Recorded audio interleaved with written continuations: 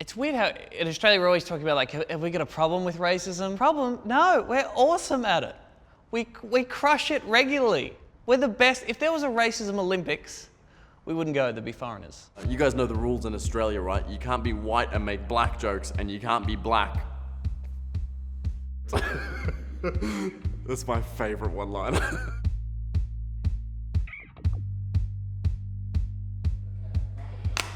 Do you want me to answer with the question? I think race is a hot topic in comedy at the moment because race is always a hot topic. It's a hot topic to white people because it's different. If it hasn't been about the white and black issue, it's been about the Muslims, all the Asians, all the white people. And I think there's a lot of things that comedy can do that sort of puncture all the awkwardness and bubble around race. You know, comedians do get a lot of license to talk about that sticky, uncomfortable stuff that we have inside our heads. Oh, there's the people who be like, hey mate, you flew here, we grew here, mate. You flew here, we grew here. Do you know what that means? They did more than you did to get here, okay? They went on Webjet, all right? They made sure their liquids were 100 millilitres or less. Probably had to watch an Ashton Kutcher film over the week, being fisted by border security, filmed by Channel 9. You just fell out of a vagina, you freeloading fetus. You know, you can say things through comedy that other people really want to say. This is just me talking about my life and my parents and the way I grew up, being brown in rural Australia, which happens to be, for everyone else, the hot topic of race. You think of me as different, but I go through the same thing that you do. Like, my parents can annoy me at Christmas just as much as your parents do. Growing up mixed race in Australia, being half Chinese, half Ghanaian, means that you're just constantly blowing people's minds. So ever since I was a little kid, I'd be like, well, that's my mum and that's my grandparents. And people would be like, what? Mind explosion. The things that I enjoy about being here are things like access to better healthcare, access to better education. But the thing that I cherish the most, if I'm being honest, is the fact that Australia taught me how to scull pints. Because I barely drank when I was in Sri Lanka, but now I sink piss like a fucking champion. I grew up in the era of stop the Asian invasion, so I've been called all of those things. Coin slut, slit head, chink, gook, ching chong, ching chong. I think the phrase curry muncher is funny. Curry muncher, it's a fun word, curry muncher. It just has a nice sort of rhythm to it. But it was once said to me at a gig in a not a funny way. And I think that's what's the difference. And I was talking to this guy in the crowd and he goes, why don't you piss off, you curry munching prick?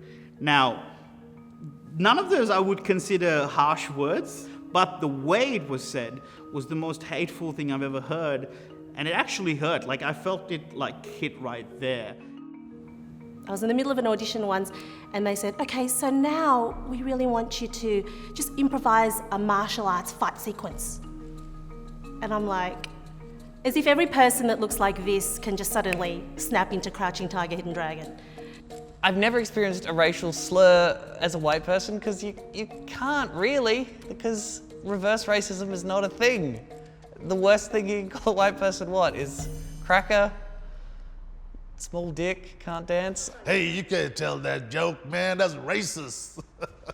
Yeah, but you know how long a week in blackfella time is? Proper long. How is a week in blackfella time different to a week in whitefella time? You know, Maori time. You're not Maori. Yeah, Baba. You don't want to talk to me like that when I belongs to you. That's proper hurtful, you know? You know, at first, white people were actually like, you have to laugh at this?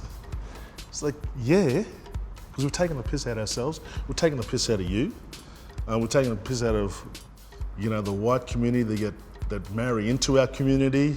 Growing up as an Arab, Egyptian, Muslim, my grandparents and his parents and my mum's parents were actually first cousins. I'm like, why would you just marry someone in your gym for? Why not anyone else? There's so many people. My dad's always like, yeah, Khaled, when I meet your mother, she meets the most important requirement in a wife. She comes from a good family. Like, she comes from your family. Everyone else is on Oasis Active and Tinder. My dad's on familytree.com just swiping right, trying to find his nearest cousin.